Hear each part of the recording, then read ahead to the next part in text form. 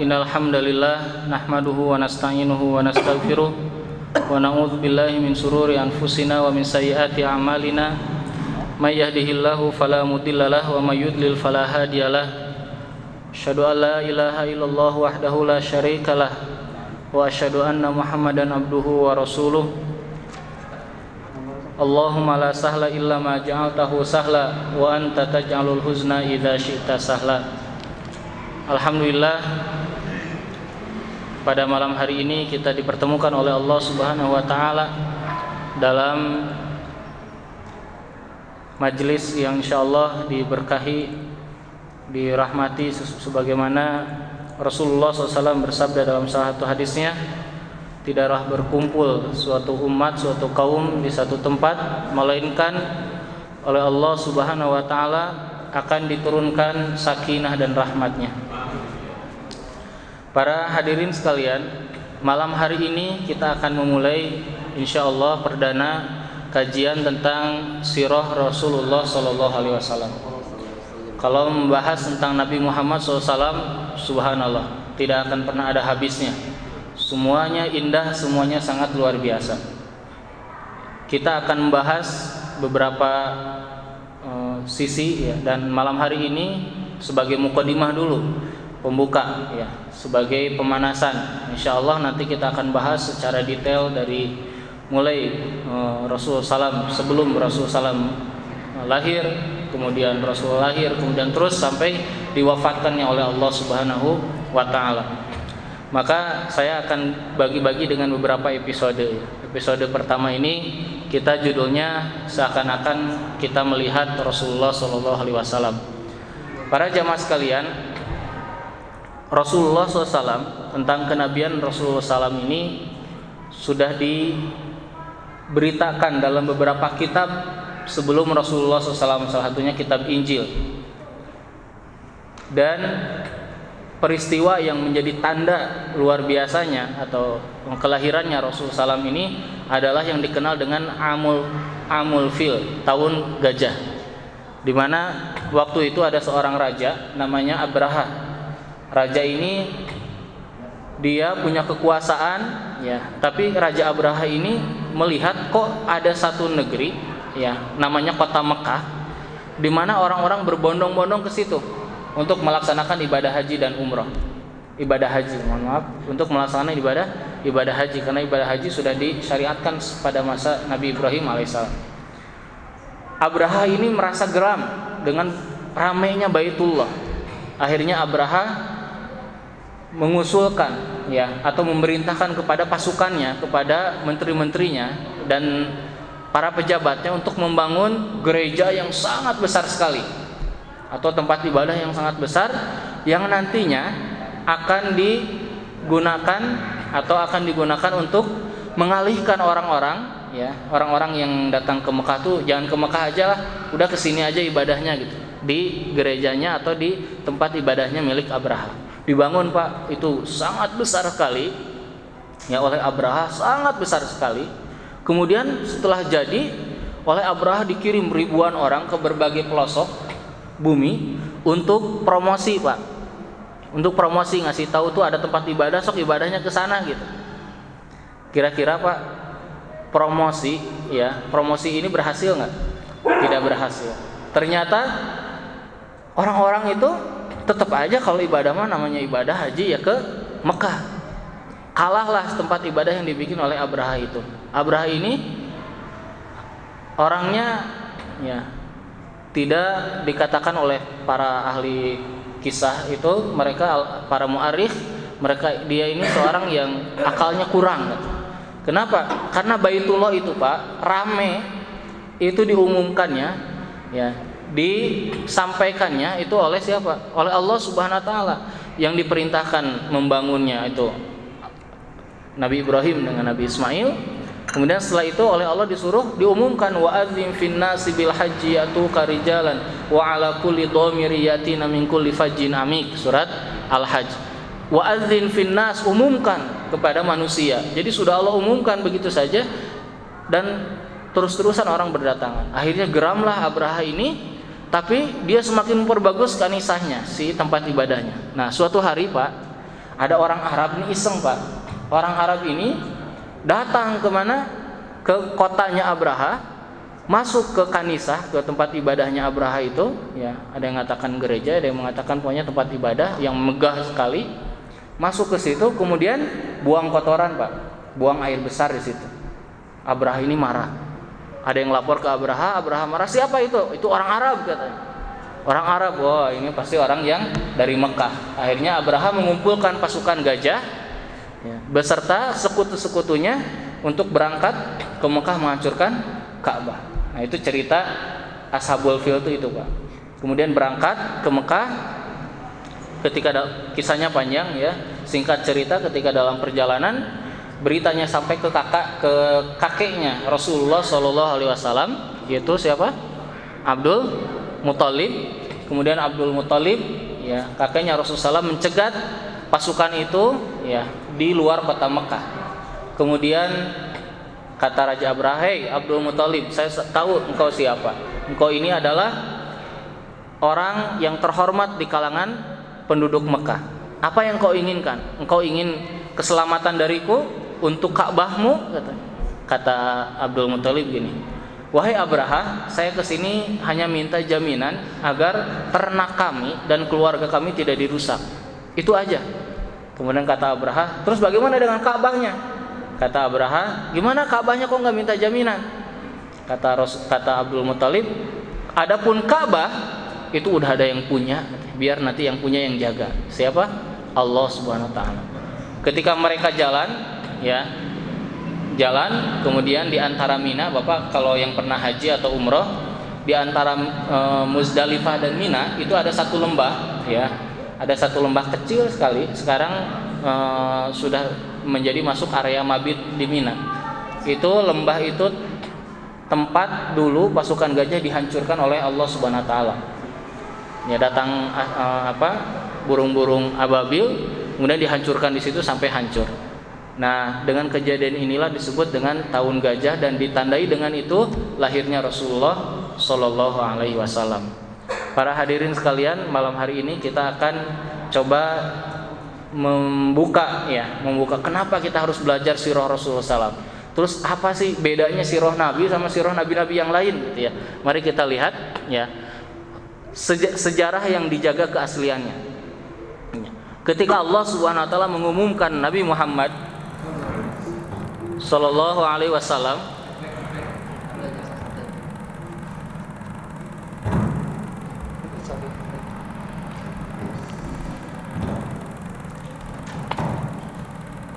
ketika Allah Subhanahu wa taala mengumumkan Nabi Muhammad SAW sebagai rasulnya yang terakhir. Oh, yang kecil aja. Udah. Pakai yang kecil aja, ya, maaf. Ketika Allah Subhanahu wa taala mengumumkan Nabi Muhammad sebagai rasulnya yang terakhir, maka setiap sisi kehidupannya dijaga. Ya. Jamaah sekalian, ini uniknya sejarah Rasulullah SAW itu. Ya, pertama, Rasul Nabi Muhammad SAW itu sudah dipersiapkan oleh Allah Subhanahu wa taala jauh-jauh masa yang sudah disiapkan oleh Allah Subhanahu wa taala. Sehingga ketika turunnya Nabi Muhammad SAW atau diangkatnya Nabi Muhammad sebagai nabi, Pak, kaum dari umat-umat lain itu merasa iri. Salah satunya siapa? Kaumnya Yahudi. Orang Yahudi itu marah, Pak. Orang Yahudi itu marah ketika wahyu itu turunnya kepada Nabi Muhammad. Jadi dalam riwayat dikatakan bahwa orang Yahudi itu tahu akan ada nabi terakhir dan mereka menganggap nabi terakhir itu adalah dari kalangan mereka. Ternyata si wahyu ya atau malaikat Jibril ini turunnya kemana? Di Mekah, ke orang Quraisy. Maka orang-orang Yahudi itu sampai hari ini, Pak, itu marah. Mereka itu memusuhi malaikat Jibril. Bapak kalau baca Al-Quran ada ayat bunyinya Qul man kana aduwwa li Jibrila. Katakanlah barang siapa yang memusuhi Jibril. Itu ayat ini turun kisahnya karena orang Yahudi memusuhi malaikat Jibril. Memusuhi malaikat Jibril. Jadi Rasulullah SAW ketika diutus ya, itu langsung dijaga keaslian sejarahnya, Pak. Semuanya dari mulai orang yang menyampaikan tidak ada yang tertutup, semuanya terbuka oleh kita. di rumahnya, ya, di tempat tidurnya, semuanya disampaikan kepada kita. Ini luar biasa sejarah Rasulullah SAW. Dan orang-orang Yahudi ini, mereka kaum yang merasa benci sampai hari ini karena mereka merasa bahwa Jibril ini sebetulnya turunnya bukan ke situ, harusnya ke kaum Yahudi. Contohnya apa, Pak? Bukti orang-orang Yahudi ini benci kepada Rasulullah, mereka berlomba-lomba mengetes Rasulullah SAW, menguji Nabi, ya. Mereka itu punya kebiasaan nguji Nabi. Udah tantang aja tuh Nabi, tanya pertanyaan-pertanyaan yang susah, kalau bisa jawab berarti Nabi beneran, gitu. Salah satu contoh, Pak, ya. Datang Abdullah bin Salam, orang Yahudi, datang ke Rasulullah. Ini sifat Yahudi itu luar biasa menjengkelkannya. Datang ke Rasulullah, kemudian bilang begini, "Ya Rasulullah, aku akan mengajukan 3 pertanyaan. Kalau kamu bisa jawab, berarti kamu Nabi benar."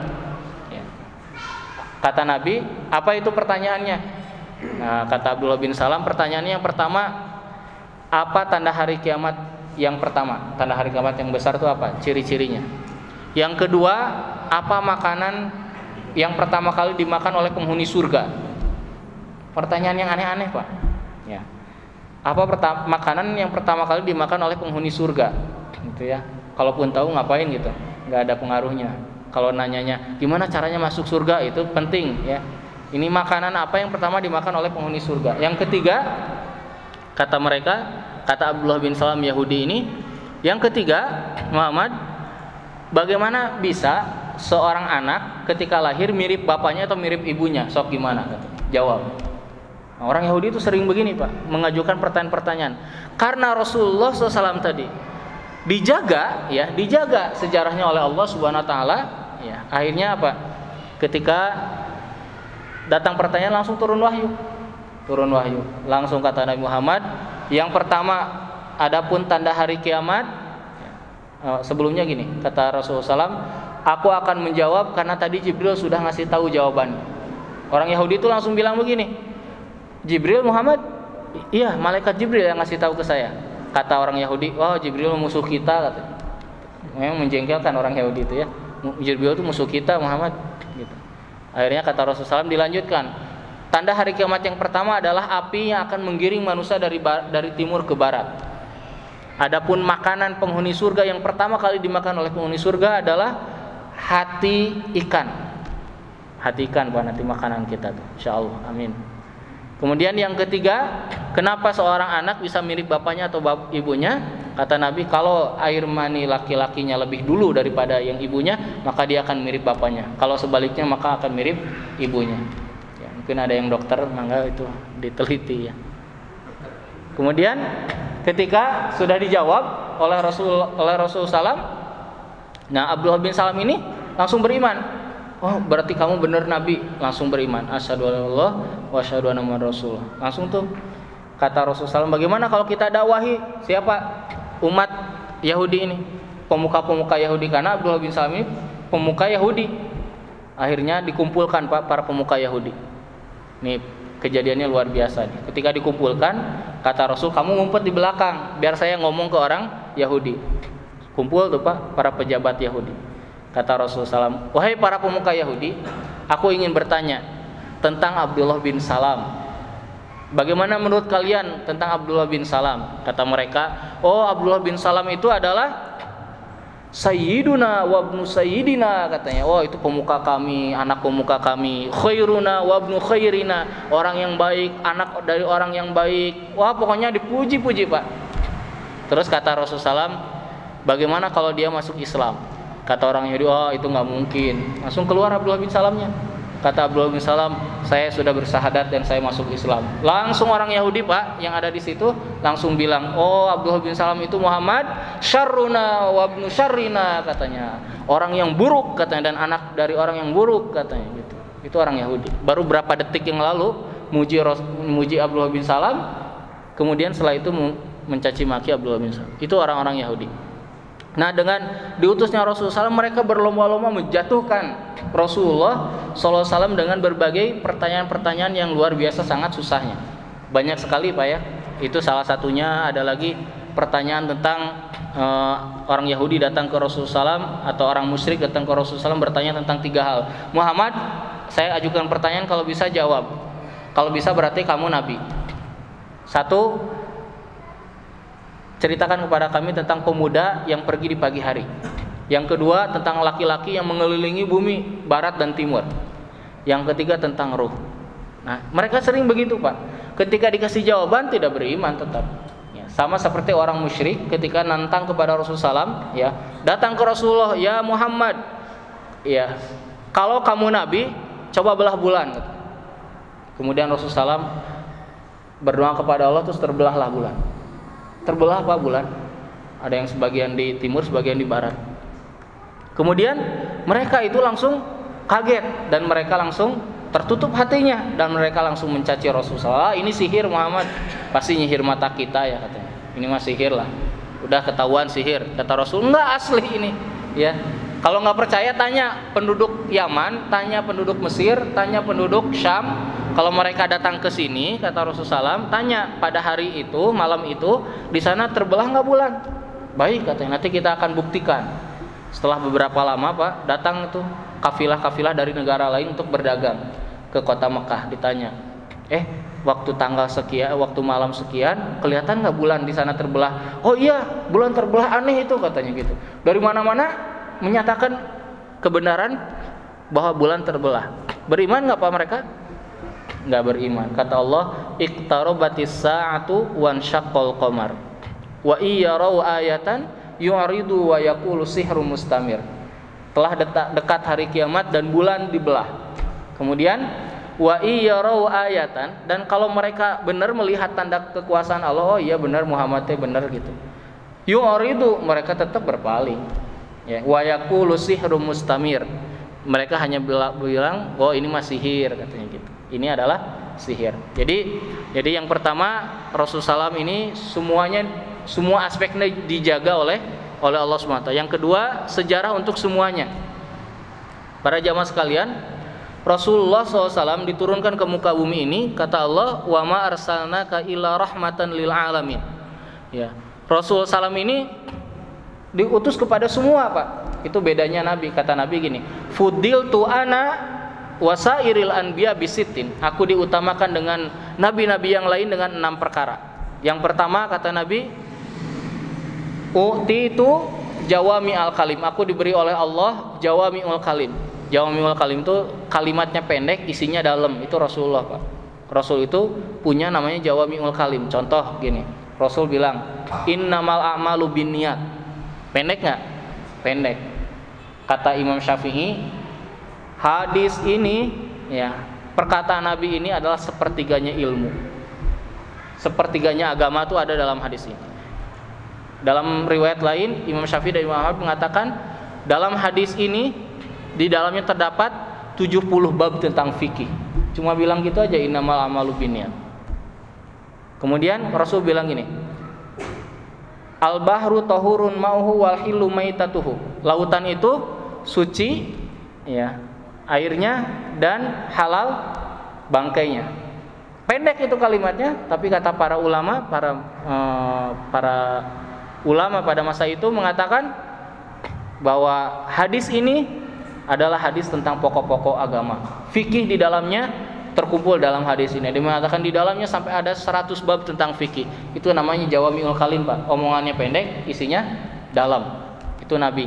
Kemudian kata Nabi, aku diutamakan dari Nabi yang lain dengan 6 hal. Yang kedua adalah pertama, utitu jawami'al kalim.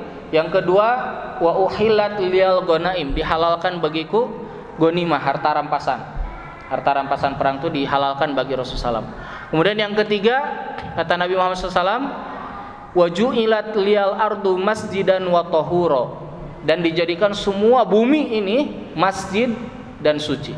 Jadi dimanapun kita berada, kalau sudah waktu sholat sudah lewat atau sudah tiba, segeralah sholat, ya, selama bukan di tempat yang najis. Semua tempat ini bisa dijadikan ibadah, ya. Itulah hebatnya Rasulullah SAW dengan umatnya. Kemudian yang keempat, kata Nabi Muhammad SAW, ya, wa nusirtu birru'bi, aku ditolong dengan dengan rasa takutnya musuh kepadaku.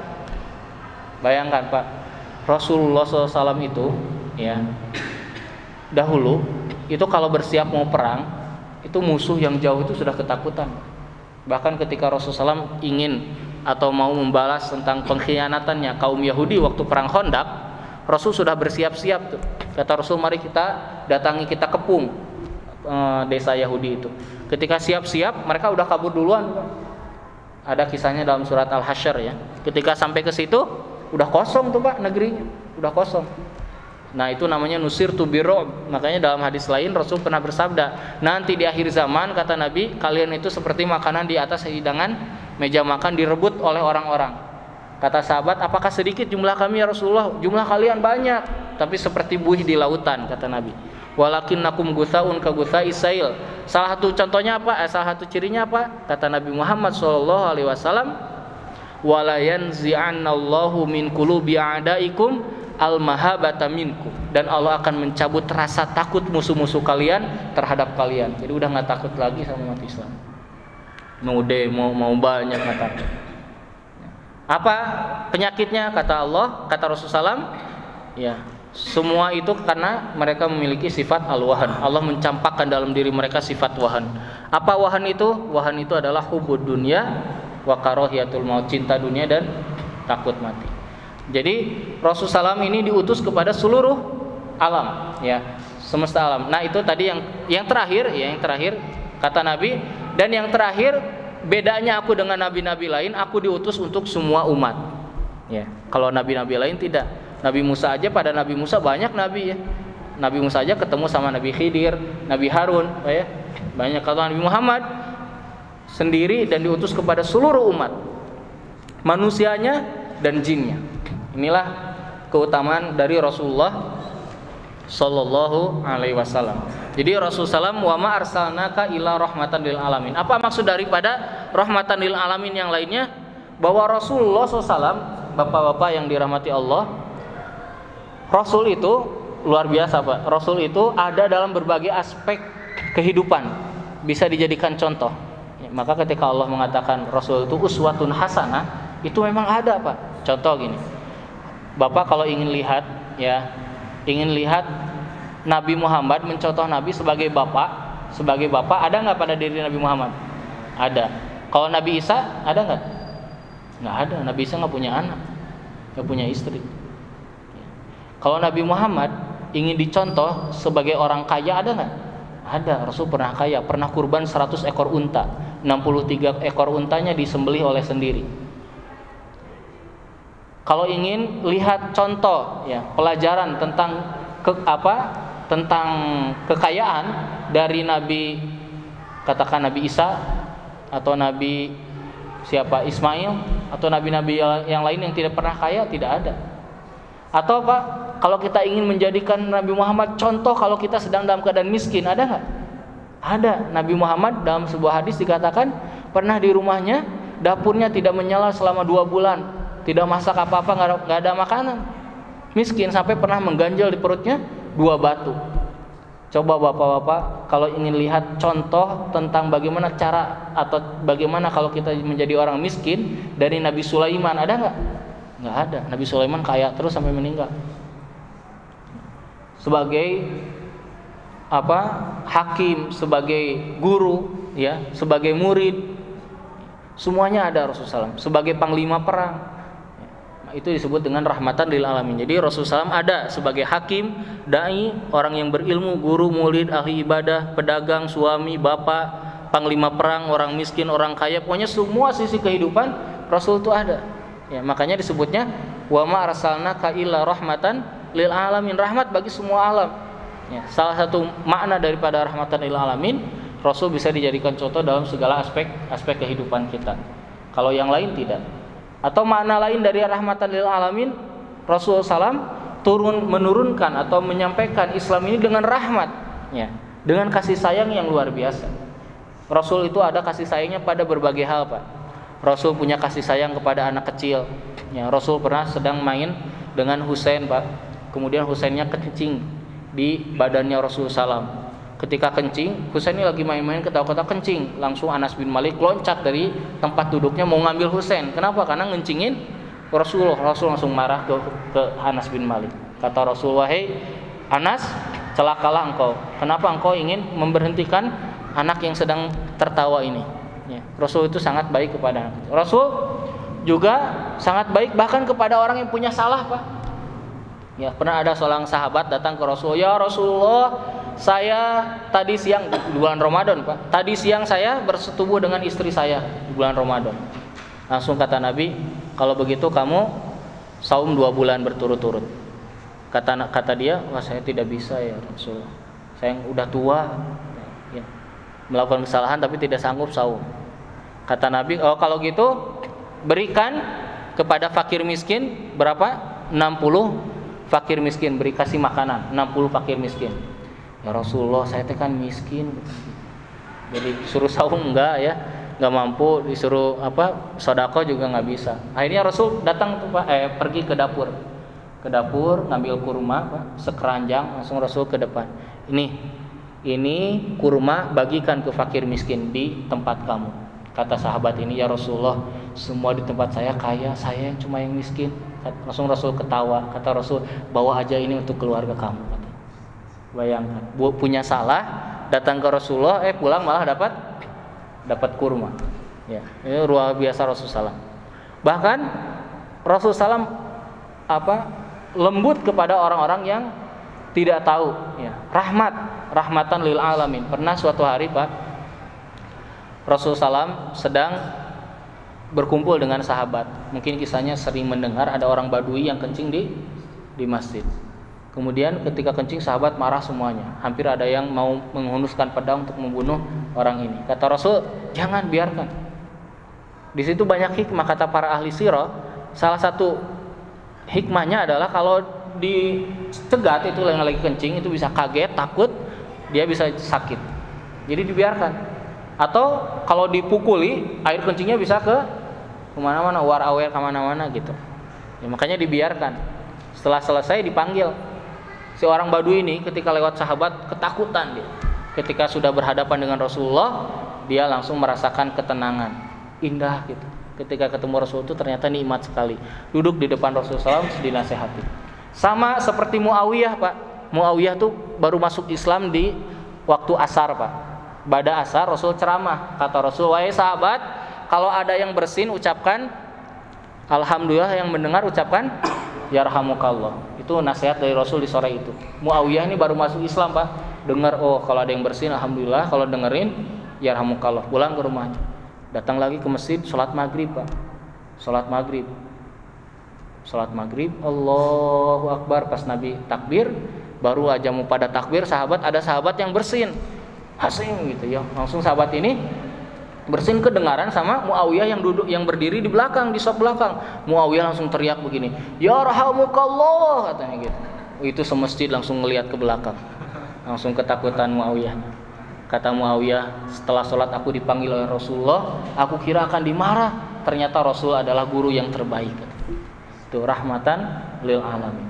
Bahkan Rasul suka saking rahmatan lil alamin, ya, menutupi aib-aib orang lain. Nah, dalam hadis Rasul bilang kan, barang siapa yang menutupi aib seseorang maka Allah akan tutup aibnya. Barang siapa yang membuka aib seseorang akan Allah buka aibnya.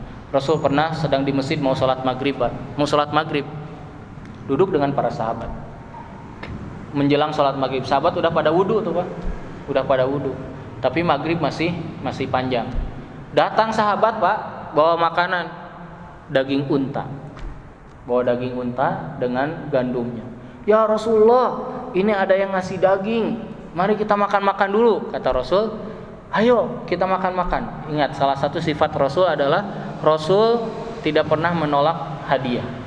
Akhirnya diajak makan tuh, Pak. Sedang makan, dalam riwayat dikatakan ketika sedang pada makan, ya, ada salah seorang sahabat yang buang angin, Pak, alias kentut. Tapi nggak berbunyi, pss, gitu ya, baunya aja kemana-mana. Itu sahabat yang lagi makan enak itu, wah mulai, kok saya bau gitu ya. Siapa ini yang kentut nih? Wah, lihat kiri kanan, ya Wah, pada lihat siapa, nggak ada yang ngaku tuh. Yang kentut juga wah pura-pura nggak tahu aja gitu, makan yo gitu. Nah, Rasul tahu itu siapa yang kentut. Rasul liatin, oh ya. Terus makan, ya. Baunya semakin tersebar, ya semakin nggak enak, nggak nyaman. Rasul mah tenang aja, Pak. Tenang aja makan, nggak bikin ribut ya. Nggak buka aibnya, diam. Luar biasa, Pak. Apa yang terjadi? Ketika selesai makan, kan nggak ketahuan tuh siapa yang kentut. Beres makan, alhamdulillah habis, sambil ada pada ngomongin, oh saha sih nu kentut tadi gitu ya, pada ngomongin sahabat-sahabat. Setelah beres, waktunya adzan, Pak. Bilal langsung bilangin, ya Rasulullah, saya mau adzan ya. Kata Rasul, ya wahai Bilal, itu Pak orang yang kentut tadi ketahuan oleh Nabi. Pucet langsung mukanya. Kenapa, Pak? Karena sahabat semuanya udah pada wudu, kan udah pada wudu. Berarti kalau ada yang wudu, nah itu yang kentut tadi. Gitu, ketahuan. Saking rahmatnya Rasulullah SAW, apa kata Rasul? Sahabat tunggu dulu. Barang siapa yang makan daging unta, maka baginya berwudu. Itu yang kentut langsung alhamdulillah nggak ketahuan. Akhirnya semuanya pada wudu, nggak ada yang tahu. Ya, sampai hari ini tidak ada yang tahu siapa yang kentut. Jadi Rasul tutup itu aib. Ya Rasulullah wa ma arsalnaka illa rahmatan lil alamin. Ya, bahkan kepada hewan, Pak. Kepada hewan, pernah ada seorang sahabat mau nyembelih, Pak. Ini juga nanti berkaitan dengan fikih kurban tuh, Pak. Menyembelih si kambingnya udah dijatuhkan, Pak, ya, diinjak, dia masih ngasah pesok. Rasul langsung marah. Waihak, kata Nabi. Aqatalta qatalta ini katanya. Apa kamu akan membunuhnya dengan 2 pembunuhan? Ya. Bayangkan, Pak. Rasul marah gara-gara ada orang yang mau nyembelih hewan yang udah dijatuhin, dia masih santai ngasah pisau. Kata Nabi, kalau kamu mau nyembelih, siapkan pisaunya sebelum hewannya dijatuhkan. Hewan jatuhkan langsung disembelih. Ya, tidak boleh menyakiti hewan tersebut. Nah, itu Rasulullah SAW. Bahkan kepada keluarganya, wah kalau kisah keluarganya, insya Allah nanti kita akan banyak kisah-kisah yang wah luar biasa, Pak. Yang salah satunya akan saya ceritakan. Ini pernah saya ceritakan di teman-teman murid-murid saya ini. Pernah suatu hari Rasul pulang dari, ada yang mengatakan dari perang, Pak. Ada yang mengatakan Rasul pulang dari luar kota. Sampai ke rumah, Rasul kehausan, Pak. Ini adzan, mau dilanjut dulu? Kisahnya selesaikan dulu. Selesaikan satu aja ya. Bisa penasaran. Jadi pulang, Pak, pulang Rasulullah SAW haus, Pak, sampai ke rumah. Kata Rasul, tolong ambilkan minum wahai Aisyah. Kata Aisyah, labaik ya Rasulullah. Langsung ke dapur. Saking cemasnya Rasul kehausan, Aisyah langsung bikin minuman, Pak. Salah masukin gula, itu yang dimasukin garam. Dikasihkan ke Rasul. Silakan ya Rasulullah. Silakan wahai suamiku. Diminum sama Rasul. Pas diminum asin, Pak. Ya. Bayangkan, Pak, pulang perang, Pak, bukan pulang dari kantor, Pak, pulang perang. Rasul, kalau kita gimana, pasti marah, Pak, ya, kita. Wah, disablokeun meureun kurang. Ya, ini Rasul asin, ternyata Rasul apa? Diam saja. Kata Rasul, wahai Aisyah, ta'ali, kesini wahai Aisyah, duduk. Duduk Aisyah. Setelah duduk, kata Rasul, ya Aisyah, minum bareng juga. Itu Rasul. Kemudian kata Aisyah, tidak ya Rasul, untuk Anda aja itu, untuk engkau ya Rasul. Ayolah minum bareng biar nikmat, kata. Akhirnya diambil sama Aisyah, Pak, diminum. Baru diminum 1 teguk ternyata asin. Aisyah langsung tahu dan nangis, langsung sujud di depan Rasulullah, menangis mohon maaf. Kata Rasul, Aisyah, kenapa nggak apa-apa gitu ya. Itu Rasulullah luar biasa, Pak. Kalau kita mungkin kesempatan marah-marahin itu ya, makanya yang kemah ditulisan tak uyah gula gitu ya. Ini enggak, Rasul malah subhanallah. Setelah itu diminum sama Rasul, Pak. Rasul jangan diminum sampai habis, Pak. Setelah habis kata Rasul, Aisyah, minumannya jadi manis melihat wajah kamu, Pak. Itu usia 60 tahun, Pak. Luar biasa ya. Tidak ada bapak-bapak yang gitu sekarang. Soalnya istrinya nggak kayak Aisyah. Ya, jadi nggak kayak Rasulullah. Kita lanjut lagi nanti insya Allah ba'da salat isya ya. Alhamdulillah.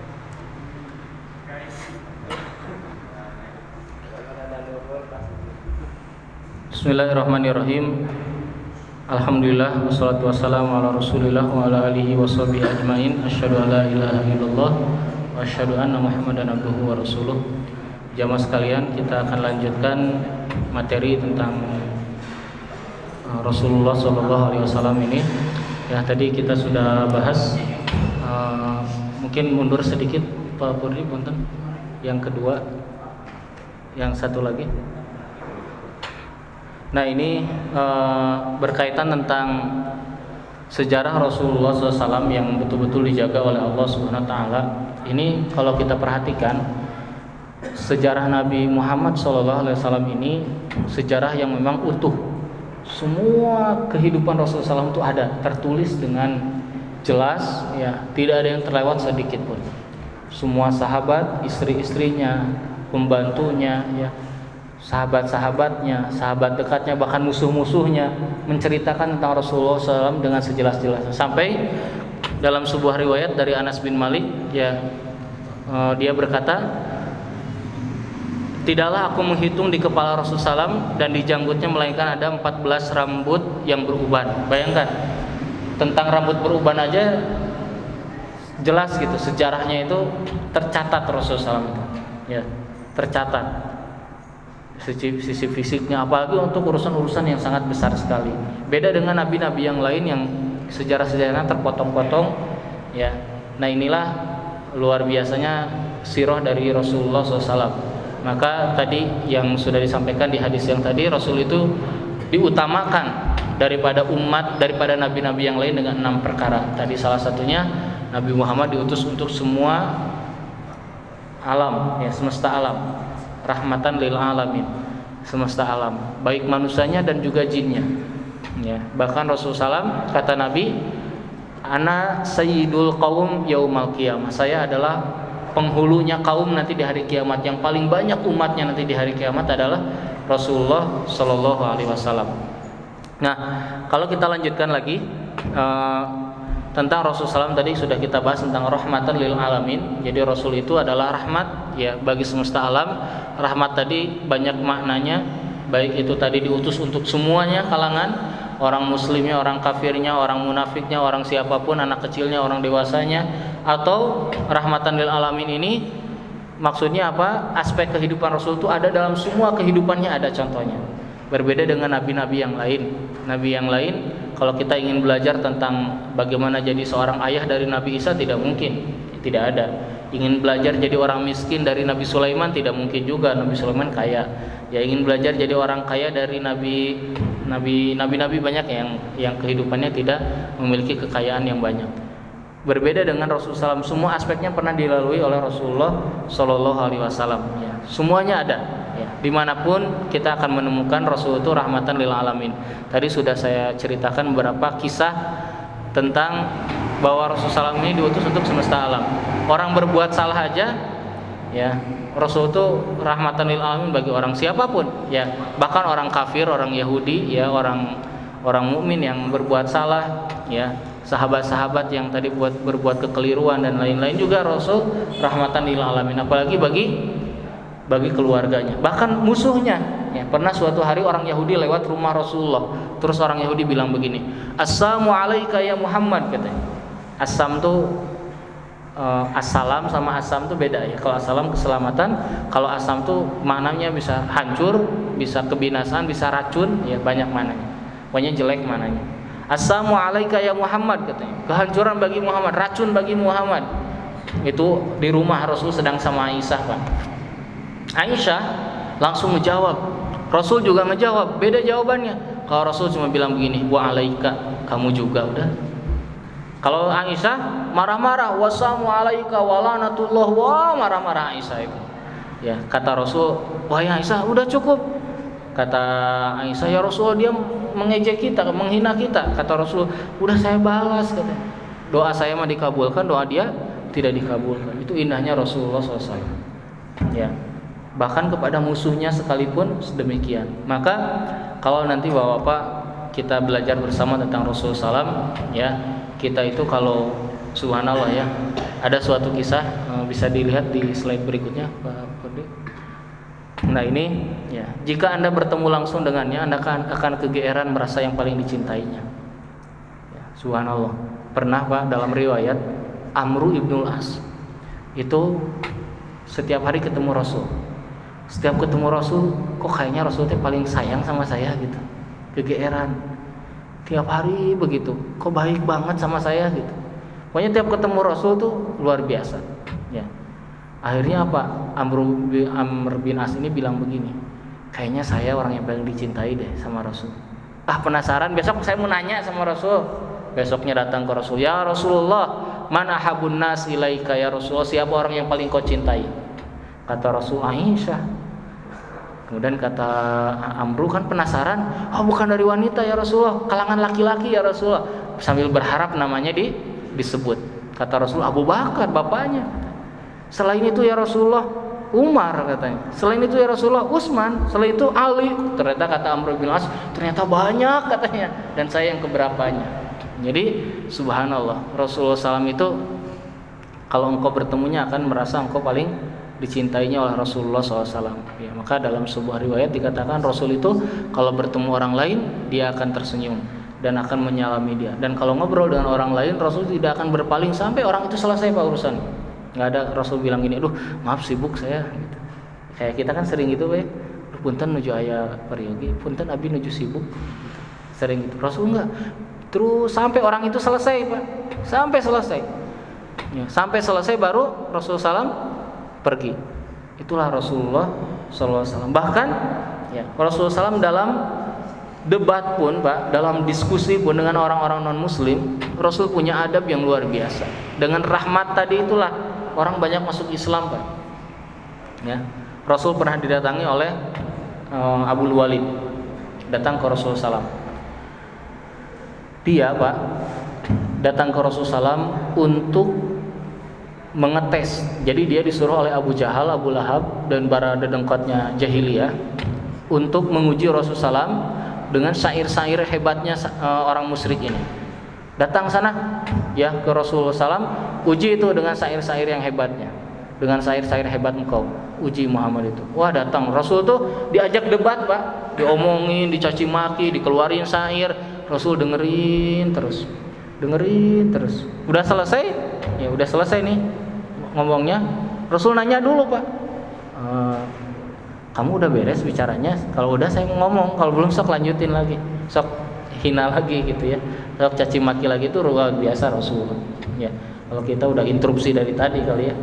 Ini Rasulullah luar biasa. Sehingga ketika selesai apa Rasul baru bicara, dan Rasul ketika bicara tidak diganggu oleh musuhnya. Kenapa? Karena musuhnya tahu tadi musuhnya tidak diganggu oleh Rasulullah SAW. Ketika itu Rasul langsung baca surat At-Tur, Wat-Tur wa kitabim mastur fi raqim mansyur dan seterusnya. Bergetarlah si orang musyrik ini.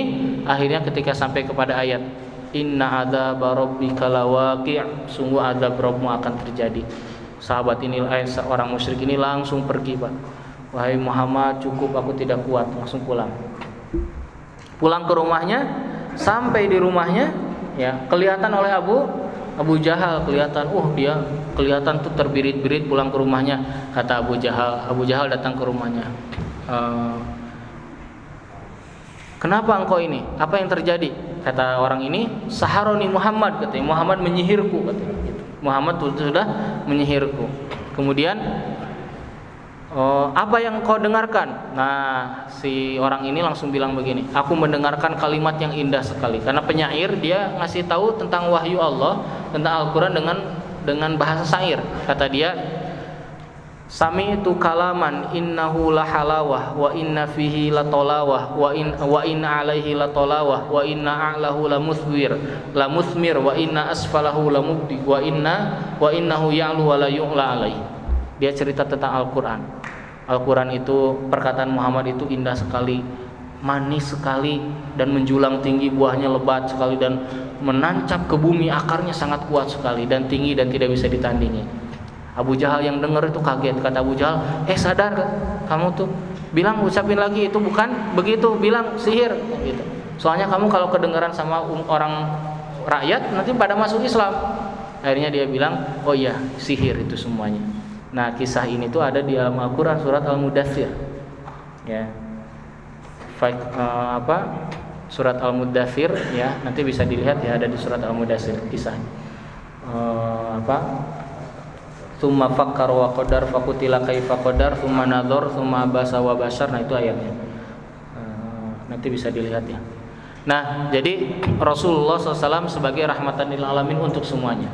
Dan kalau kita ketemu dengan Rasul, seakan-akan kita ini menjadi orang yang paling dicintai oleh Rasulullah Sallallahu Alaihi Wasallam.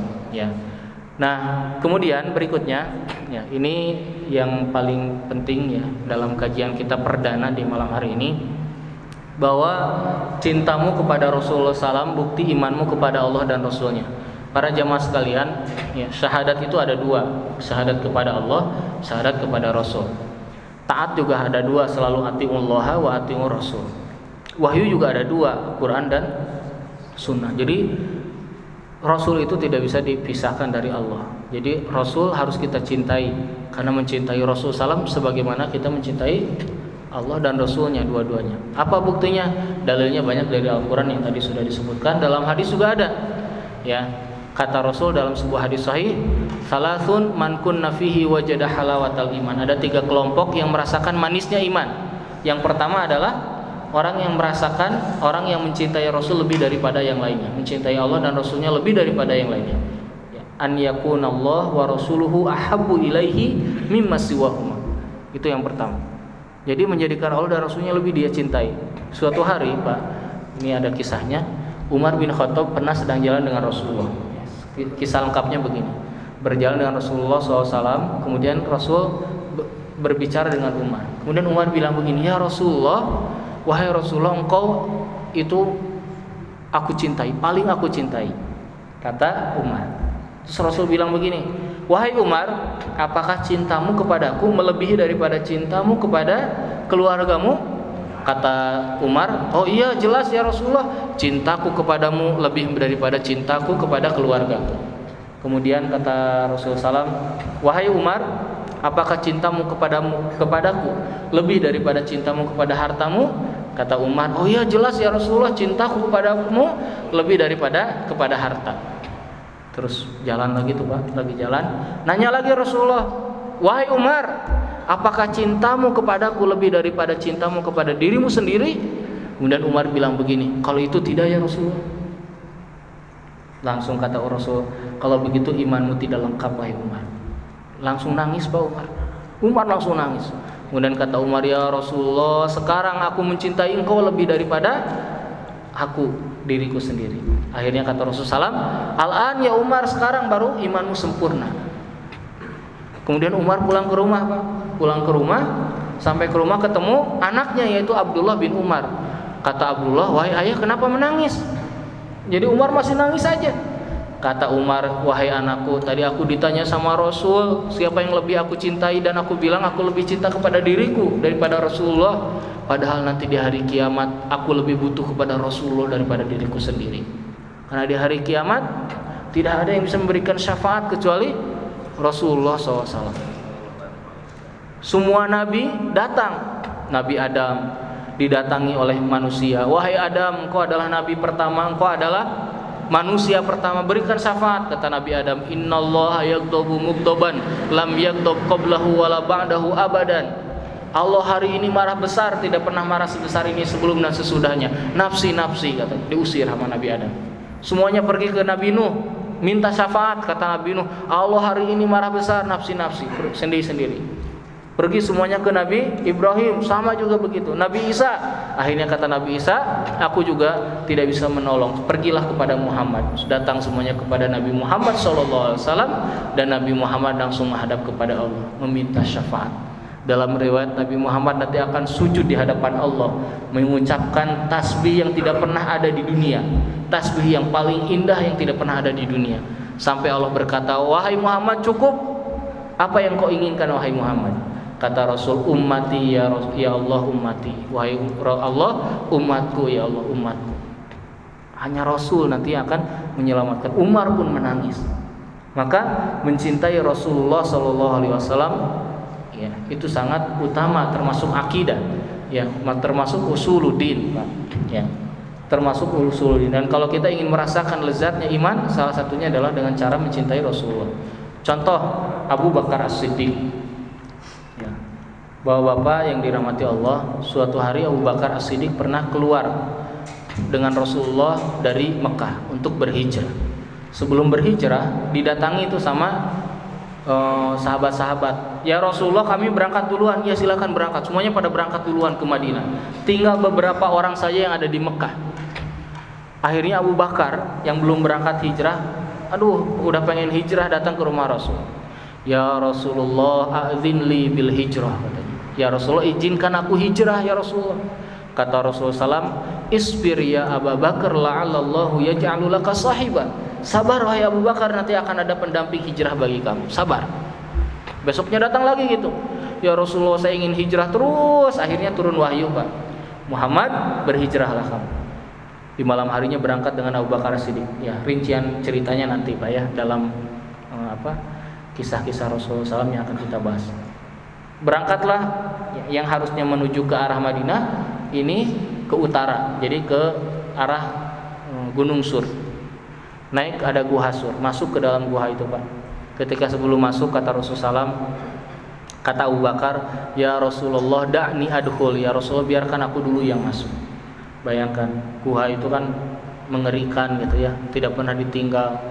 Kemudian di situ banyak hewan yang gak jelas ya. Kemudian Abu Bakar menawarkan diri masuk duluan.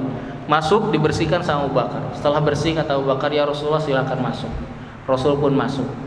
Singkat cerita Pak, di gua itu kan kecil, guanya kecil Pak. Kalau duduk tuh berdua, itu kalau tiduran cuma cukup satu orang. Ya, kecil guanya. Ketika masuk, istirahat, ngobrol, tahu-tahu orang musyrik datang ke situ Pak. Kemudian ditolong oleh Allah Subhanahu wa taala. Ada berbagai riwayat Pak ya. Tadi mengatakan ditutup dengan laba-laba dan banyak riwayat-riwayat lainnya. Nah, bukan itu yang akan kita ceritakan ya. Dalam poin ini, ketika di dalam gua mereka orang musyrik sudah pergi, Rasul istirahat Pak. Kata Abu Bakar, ya Rasulullah silakan kau istirahat. Baik wahai Abu Bakar, aku istirahat duluan. Tidurlah Abu Bakar Rasulullah SAW di pangkuannya Abu Bakar As-Siddiq. Bayangkan, orang yang paling dicintainya tidur di pangkuannya. Senang Abu Bakar, senang Pak, senang sekali tidur di pangkuannya. Ketika sedang tidur nyenyak Rasulullah, kakinya Abu Bakar As-Siddiq disengat oleh kalajengking. Disengat oleh kalajengking, kesakitan Abu Bakar. Kira-kira kalau kita Pak, ya ada yang tidur di pangkuan kita gimana? Kesemutan aja kita bangunin ya. Pindah lo ya, sing sirumun gitu ya. Ini disengat oleh kalajengking, lihat Rasul tidur nyenyak, nggak berani bangunkan Rasul. Abu Bakar tahan itu rasa sakitnya sampai racunnya menyebar ke seluruh tubuhnya. Akhirnya Abu Bakar As-Siddiq menangis Pak, saking sakitnya. Menangis, air matanya menetes ke pipinya Rasulullah SAW. Rasul langsung bangun. Kata Rasul, "Mabika ya Abu Bakar." Kaget Rasul, bangun kok ada lagi nangis. Ada apa wahai Abu Bakar? Gitu ya. Luar biasa Pak. Mari kita dengarkan jawaban Abu Bakar. Kalau kita ditanya gitu, wah udah langsung dari tadi saya sakit sebenarnya gitu ya. Nggak enak aja sama kamu gitu. Kalau Rasul Abu Bakar enggak. Ketika ditanya gitu kata Abu Bakar, "Ya Rasulullah, maafkan aku sudah mengganggu tidur engkau." Indahnya, luar biasa. Maafkan aku sudah mengganggu tidur engkau ya Rasul. Kata Rasulullah, ya aku maafkan. Ceritakan ada apa. Akhirnya diceritakan dan akhirnya diobati. Atas izin Allah sembuhlah racun tersebut dari tubuhnya Abu Bakar. Itulah orang yang sangat mencintai Rasulullah. Tidak cukup sampai situ Pak. Turun nih hijrah Pak. Lagi jalan Pak. Lagi jalan ya. Rasulullah SAW naik unta. Kata Abu Bakar, aku jalan ya Rasulullah, engkau naik unta. Jalan kaki di kanan tuh Pak. Baru berapa jarak gitu, pindah ke kiri. Jalan lagi, Abu Bakar lari ke belakang. Lari lagi ke kanan. Rasul tuh lihat, ini Abu Bakar kenapa bolak-balik terus dari tadi. Akhirnya kata Rasulullah, cukup Abu Bakar, kenapa engkau nih? Ayo pulang anting tadi gitu ya. Kata Rasulullah SAW, cukup wahai Abu Bakar, kenapa engkau bolak-balik terus dari tadi ke kiri, ke kanan, ke belakang? Kata Abu Bakar, ya Rasulullah, tadi waktu aku di kiri, kebayang ada musuh di kanan, maka aku ke kanan, biar aku duluan yang menghadapi musuh. Dan ketika aku di kanan, aku kebayang ada musuh di belakang ya Rasulullah, maka aku ke belakang, biar aku dulu yang terkena panah kalau ada musuh ya Rasulullah. Subhanallah, itu cintanya Abu Bakar As-Siddiq kepada Rasulullah SAW. Sehingga ya Abu Bakar As-Siddiq ini menjadi orang yang kata Nabi Muhammad nanti yang pertama kali masuk surga dari umat Nabi Muhammad SAW. Karena amalnya tidak bisa ditandingi, Pak, dari umat Nabi Muhammad. Umar bin Khattab ingin menandingi amalnya Abu Bakar As-Siddiq, berjuang habis-habisan, tidak bisa. Sampai suatu hari, Pak, ketika perang Tabuk, kata Rasul, wahai sahabat, ini waktunya kita bersedekah, berinfak untuk jihad fisabilillah. Lagi masa sulit, Pak. Kata Umar, hari ini Abu Bakar, aku akan perlihatkan aku bisa beramal lebih daripadamu. Langsung, Pak, Umar datang ke Rasulullah. Ya Rasulullah, aku ingin berinfak untuk jihad.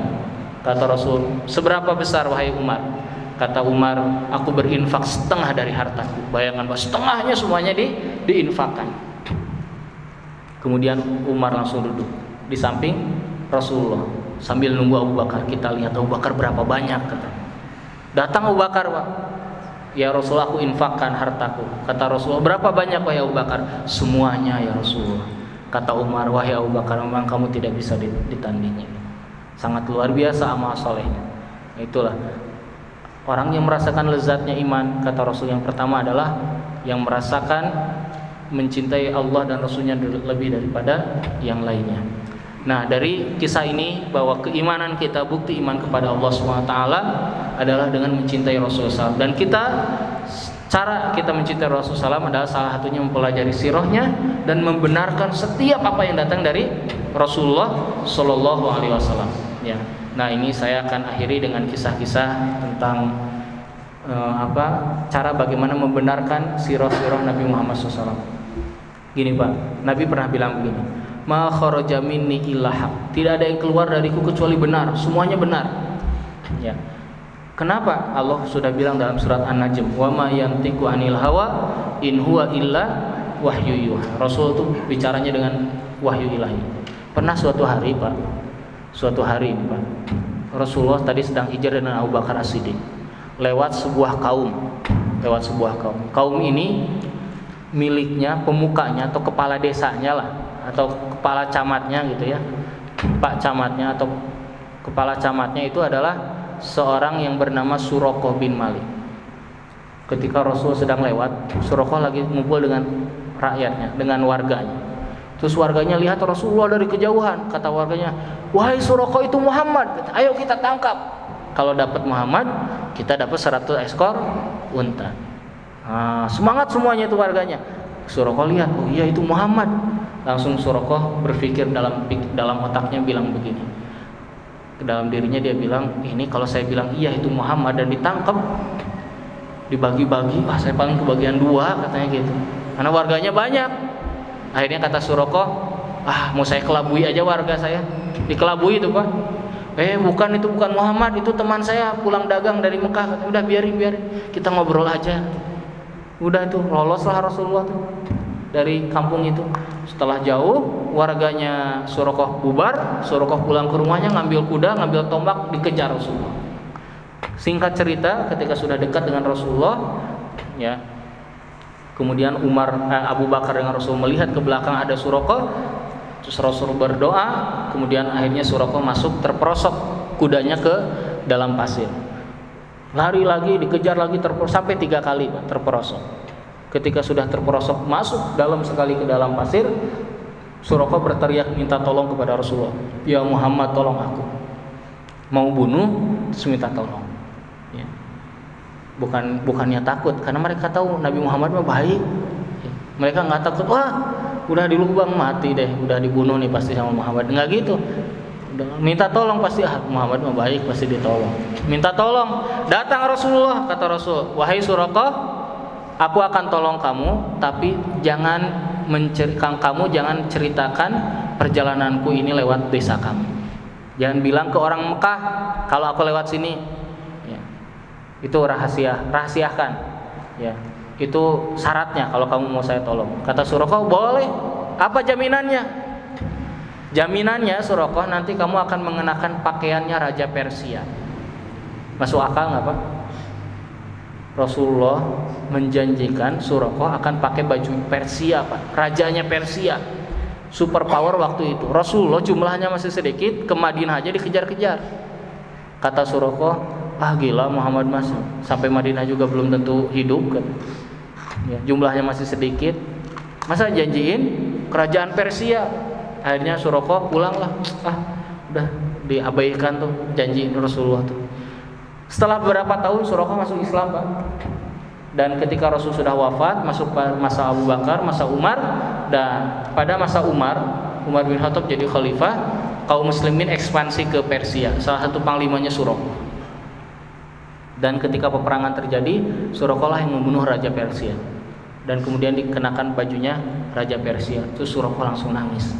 Ditanya oleh Umar, "Wahai Suraqah, kenapa menangis?" Kata Suraqah, "Aku ingat waktu Rasul hijrah." Bayangkan, Pak. Berapa puluh tahun, Pak, Rasul bilang begitu. Kenapa? Karena Rasul bicaranya dengan wahyu ilahi, Pak. Dengan wahyu ilahi. Ketika Rasul perang Badar, Badar itu daerah barat Madinah. Itu daerah timur Madinah itu. Badar itu pesisir pantai. Pasirnya itu pasir putih kalau di kita mah. Jadi lembut sekali. Di pinggir-pinggirnya ada gunung Badar. Ketika mau perang Badar, Pak, Rasul dengan pasukannya, di sana pasukan musuh, ini pasukan Rasul. Kisah rincinya nanti kita akan ada masanya, insyaallah. Kalau ada kesempatan dari Allah kita akan bahas. Ini mah poin-poin ini aja yang saya bahas. Ketika itu Rasul sudah siap berhadapan dengan musuh, yaitu kaum musyrikin. Tahu-tahu ada anak muda, Pak. Anak muda orang Yahudi naik ke Gunung Badar. Namanya Qobas. Qobas ini satu-satunya orang manusia yang melihat peperangan Badar dari atas, Pak. Jadi kalau Bapak ingin tahu kisah Badar dari monitor atas, Pak, itu cari riwayatnya Qobas. Ya, ada, Pak, dari monitor kamera atas tuh ada. Ya, Qobas yang megang. Nah, ketika naik di atas, Qobas melihat dari persiapan udah melihat. Kata Qobas, "Wah, Muhammad ini jumlahnya dikit. Ini orang Mekah jumlahnya banyak. Muhammad strateginya aneh. Ini strateginya luar biasa. Muhammad hancur nih hari ini." Terjadilah perang. Ternyata Rasul menang. Kemudian setelah itu Qobas pulang ke Madinah. Rasul juga pulang ke Madinah. Setelah beberapa hari ketemulah Qobas dengan Rasulullah di Madinah. Kata Rasul, "Qobas, ta'al. Qobas sini." Anak muda kan? Kata Qobas, "Ada apa wahai Muhammad?" Kata Rasul, "Wahai Qobas, bukankah kamu waktu perang Badar di atas gunung bilang Muhammad dengan pasukannya akan hancur?" Qobas kaget, Pak. Kata Qobas, "Aku belum cerita kepada siapa-siapa." "Demi Allah, berarti kamu adalah Muhammad, utusan Allah SWT." Langsung Qobas bersahadat dan masuk Islam. Subhanallah. Jadi bagaimana cara kita menjadi beriman kepada Rasul, mencintai Rasul SAW? Salah satunya mengimani semua apa yang datang dari Rasulullah SAW. Mudah-mudahan ini sebagai mukadimah ya, mukadimah pertama, pemanasan ya, sebelum kita nanti mengkaji semua sirah Rasulullah SAW. Semua sirah Nabi itu menarik dari awal sampai akhir, dari semuanya menarik sekali, perlu kita jadikan pelajaran. Ini saja yang bisa disampaikan di malam hari ini, dan mudah-mudahan mendapatkan banyak pelajaran. Dan jika ada kesalahan, ya mohon maaf, dan jika ada yang benar itu datang dari Allah Subhanahu wa taala. Subhanakallahumma bihamdika asyhadu an la ilaha illa anta astaghfiruka wa atubu ilaik. Walhamdulillahirabbil alamin. Wassalamualaikum warahmatullahi wabarakatuh.